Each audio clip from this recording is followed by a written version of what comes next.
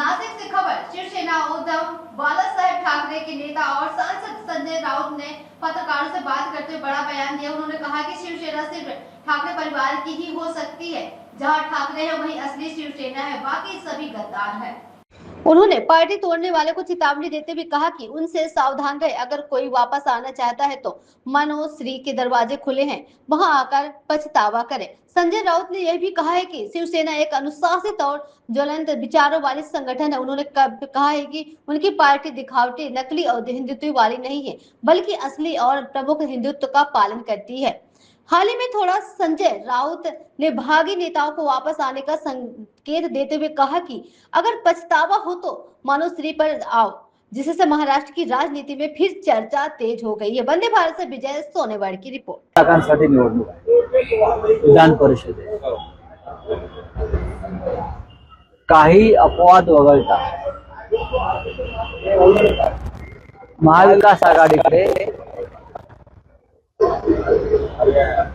तेवढं बळ जरी नसलं तरी पण जागा बिनविरोध होऊ नये ही भूमिका महाविकास आघाडीने घेतली आणि त्यानुसार मग सातारा असेल, कोकण असेल, पुणे असेल, अन्य काही ठिकाणी महाविकास आघाडीनं विदर्भात हे नागपूर असेल, यवतमाळ असेल, मराठवाड्यामध्ये हिंगोली, नांदेड अशा ठिकाणी महाविकास आघाडीनं आपले उमेदवार उभे करून पक्षाचं जे अस्तित्व आहे ते दाखवण्याची तयारी सुरू केली। पण रणधुमाळी ही महानगरपालिका निवडणुका किंवा विधानसभा, लोकसभा आणि आता ग्रामपंचायतीत सुद्धा राज्याचे मुख्यमंत्री, उपमुख्यमंत्री विमाना घेऊन फिरतात, चार्टर, हेलिकॉप्टर, त्याच्यामुळे तिथे रणधुमाळी असते। विधान परिषद निवडणुका या अत्यंत गोपनीय पद्धतीने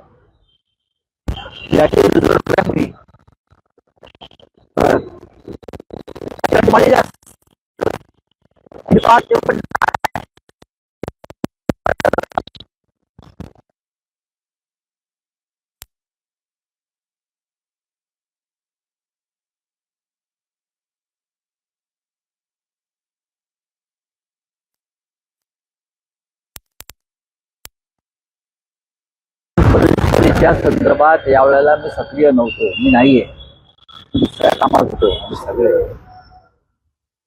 पण इतर ठिकाणी आम्ही सगळ्यांशी चर्चा करून उमेदवार ठरवले। नाशिकमध्ये आमच्या 2 लोकांनी अर्ज भरणार होते।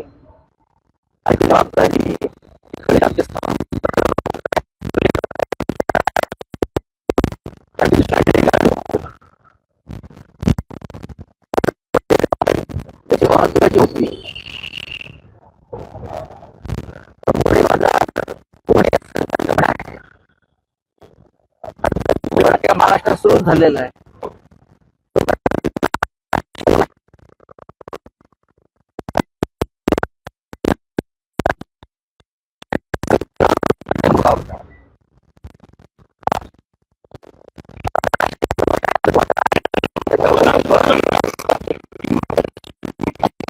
आमच्याकडे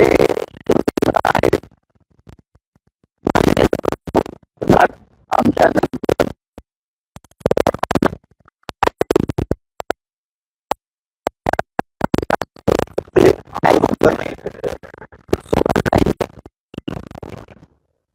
याला सुद्धा होणार नाही।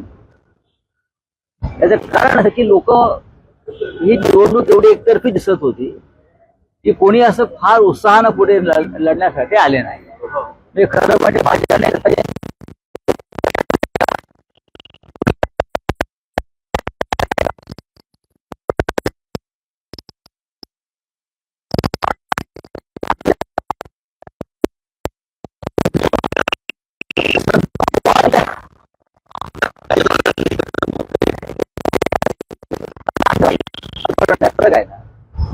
पक्षाच्या आदेशाने अर्ज नक्कीच नॉमिनेशन फॉर्म त्याने आणले होते, पण शेवटी तो उत्साह असायला पाहिजे दिसला समोर महायुतीकडून शिवसेनेचे उमेदवार आहे आणि असं असताना आपण त्यांना बाय दिला काय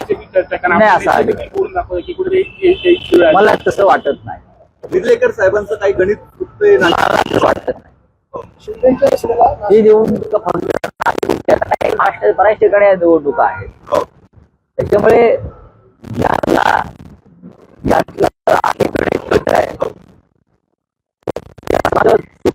असा हा निर्माण करणार नाही.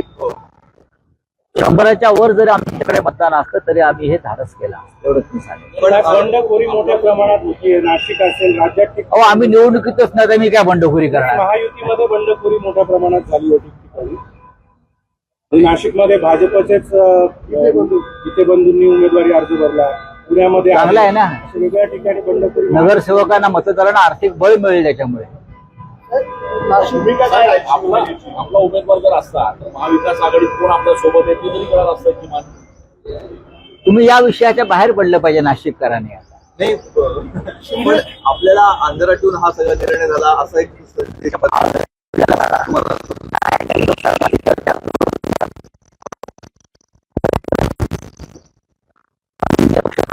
चर्चा झाली. आमचे सगळे जे इथे बसले आहेत आता त्यांच्याशी चर्चा झाली. या सगळ्यांना मातोश्रीवर सुद्धा बोलून चर्चा केली. पण मी स्वतः या मताचा होतो की 17 विधान परिषद निवडणुका या काही राज्याच्या राजकारणाला कलाटणी देणाऱ्या निवडणुका नाही आहेत. स्थानिक स्वराज्य संस्थांचे जे निकाल लागले मधल्या काळात त्याच्यामुळे काही ठिकाणी निकाल स्पष्ट दिसतात, निर्णय स्पष्ट दिसतात. त्याच्यामुळे रक्त का आटवायचे. हा ज्या कोणाला लढायची इच्छा आहे ते लढतील. बिनविरोध निवडणुका करायच्या नाहीत हे धोरण होतं. त्यानुसार अनेक ठिकाणी आम्ही उमेदवारी अर्ज भरले. नाशिकमध्ये जर कोणी स्वतःहून पुढे आलं असतं तर नक्कीच आम्ही त्याच्या मागे उभे राहिलो असतो. नाशिकमध्ये शिवसेनेला रोखण्यासाठी भाजपच्या बंडखोरांना शिवसेना बळ देणार अशा पद्धतीची चर्चा आहे आणि भाजपच्याच मदतीनं हा सगळा डाव आखला जातो असं कळतं. मग ते तुम्हाला निकालाच्या वेळेला कळेल ना. प्रत्यक्ष शिंदे सेना म्हणजे हा काय फार मोठा फोर्स नाही आहे महाराष्ट्रात. हा पैशाचा फोर्स आहे आणि हा पैसा ठेकेदारीतून आणि भ्रष्ट मार्गाने आलेला पैसा आहे. अशा प्रकारचं राजकारण सर्वच पातळ्यावर. अशा परिस्थितीत भाजपच्या याचा अर्थ काय भाजप काय दानशूर पक्ष आहे आणि फार पवित्र पक्ष असा नाहीये. पण आमचा पहिला क्रमांकाचा शत्रू हा शिंदे गटच आहे. शिवसेना आणि भाजपमध्ये अंतर्गत वाद चव्हाट्यावर आले. 3 आमदारांनी शिंदेच्या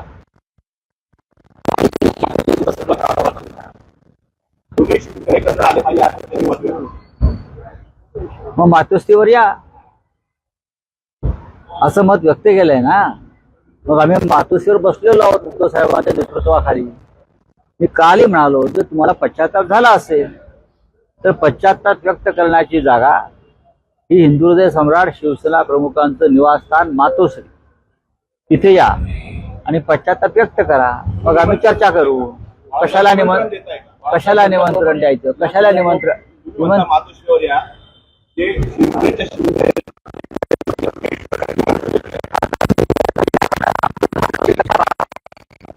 काय सांगू शकतो मी.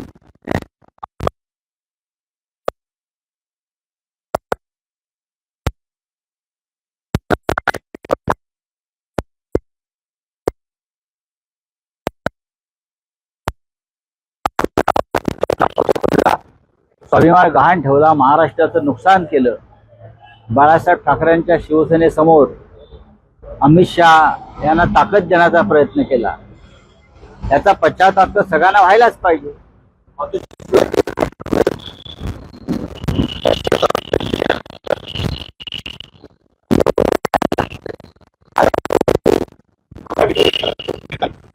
महाविकास आघाडीचं मतदान केलं असतं मतदान करताना तुम्ही बरोबर माझ्याकडे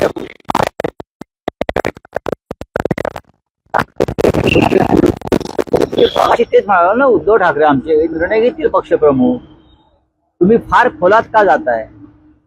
किंगमेकर आहात ना साहेब. बघू ना, किंग मेकर असायला सुद्धा हाताशी ताकद असावीच लागते ना. शेतकऱ्यांना जी कर्जमाफी दिलेली आहे ती कुठेतरी फसवणूक आहेत अशी शेतकरी नेत्यांकडून आरोप केला जातोय की 2 लाख सांगितलंय पण प्रत्यक्षात 50,000च मिळणार असं शेतकरी नेते आरोप करतात. शेतकरी नेत्यांचा संवाद पूर्ण झाला की आम्ही मत व्यक्त करतो. आणि सांगण्याचा 2019 मध्ये ज्या शेतकऱ्यांना कर्जमाफी मिळालेली आहे त्याही लोकांना वगळलेलं आहे आणि 2019 बघा, हे पहा की देवेंद्र फडणवीस यांच्या घोषणा किंवा नरेंद्र मोदींच्या घोषणा हा एक फसवणुकीचा प्रकार.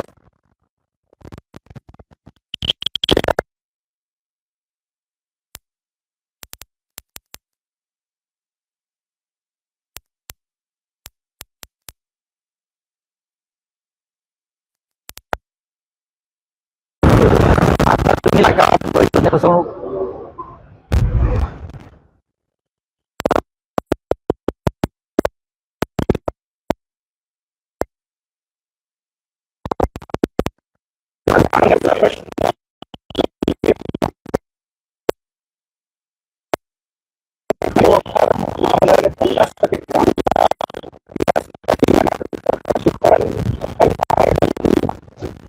शेतकऱ्यांनी भाजपला मतदान करून नाही.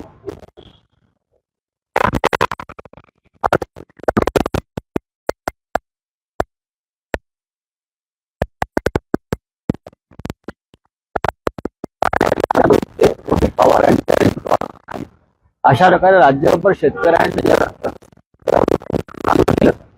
आणि मोदींच्या सभेला जाण्याचं बंद केलं, मोदी फडणवीसांच्या, तर अनेक प्रश्न आपोआप मार्गी लागतात.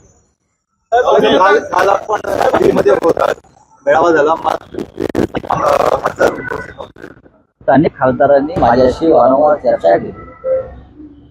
लोकसभेच्या स्थायी समितीची एक महत्वाची व्हिजिट काही ठिकाणी देशात होती आणि त्या कमिटीवर खासदार असल्यामुळे त्यांना जावं लागलं. मी स्वतः म्हटला काळात अशा कमिटीच्या बैठकांना मला जावं लागलं.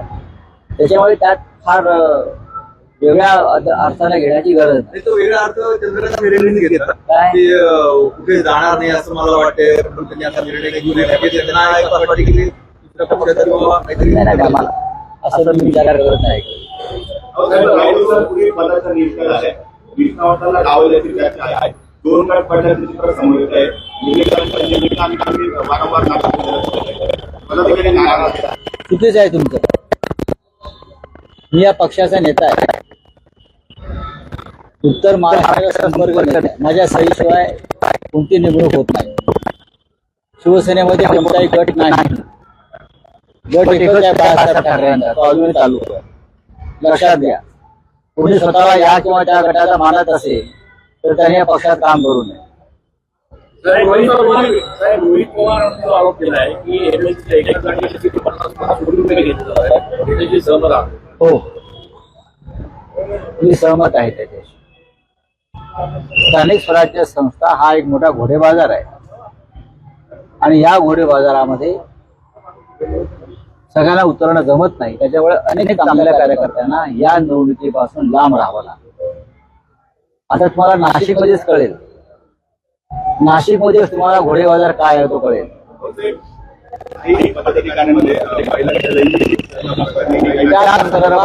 त्या संदर्भात नक्कीच तुम्ही ज्यांच्याविषयी म्हणताय ते सूर्यवंशी डीजी माझ्या जवळच उभे आहेत. त्या संदर्भात आम्ही आता चर्चा करू. चला, थँक्यू. या निवडणुकीमध्ये नाशिकचे आपले मतदार आहेत, नगरसेवक, ते कोणाला नेमकं मतदान करतील? आता जी नाशिकची विधान परिषद निवडणूक कधी आहे? 18ला आहे. निवडणूक 18 तारखेला आहे ना. मग 18 तारखेला सकाळी 8 वाजता नगरसेवकांना कळवलं जाईल. अभिनेता गिरीश कुलकर्णी यांनी असं म्हटलंय की राजकीय पक्षांना भूमिका उरलेली नाहीये, नवीन सैनिकाला येणे कठीण झालंय. प्रश्न विचारला की अरे रावी संवाद साधायचा कसा, अशा स्वरूपाची मंत्र देखील त्यांनी व्यक्त केली. मी त्यांचं भाषण ऐकलं आणि वाचलं. दक्षिणेतले अभिनेते ज्या प्रकारे भूमिका घेतात किंवा पश्चिम बंगाल मधले अभिनेते ज्याप्रमाणे भूमिका घेतात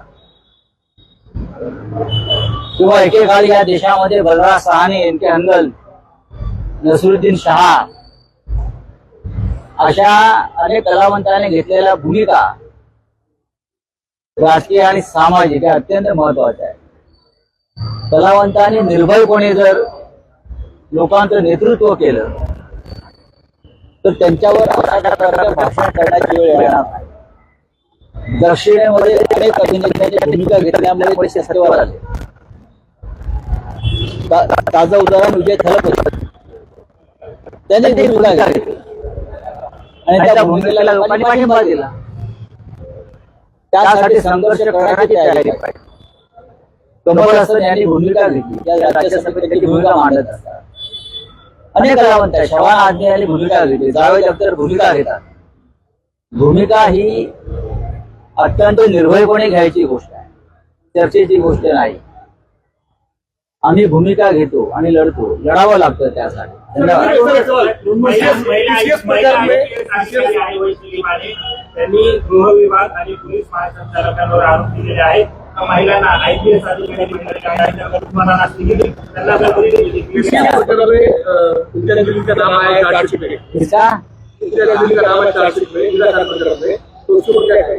मैं क्या कहूँ, कमिश्नर को पूछो ना, पुलिस कमिश्नर या जो एजेंसी जांच कर रही है, आप ये सवाल उनको पूछना चाहिए. एक विषय की जांच चल रही है या जांच पूरी हो गई है, चार्जशीट में किसका नाम है किसका नहीं है, उस बारे में खुद व्यक्ति जवाब देगा. मुझे जिस बारे में पता नहीं है तो मैं कैसे जवाब दूं? मैं अन्याय नहीं करूंगा किसी के ऊपर. मोदी देशाची फसवणूक करताना आझादीने म्हटलेलं मी अण्णांचं अभिनंदन करतो. त्यांना फार मोठ्या कालखंडानंतर त्यांचे डोळे उघडलेले आहेत आणि त्यांना कंठही फुटलेला आहे. मोदी जर देशाची फसवणूक करणार असेल तर अण्णा चलो हम वापस रामलीला मैदान जाएंगे और आपके नेतृत्व में आंदोलन करेंगे, वही पुराना आंदोलन, और हम सब आपके साथ जंतर मंतर और रामलीला मैदान में बैठकर देश को आह्वान करेंगे. चलो आइए लड़िए. तृणमूल कांग्रेस के खिलाफ तृणमूल कांग्रेस ने ममता बनर्जी के खिलाफ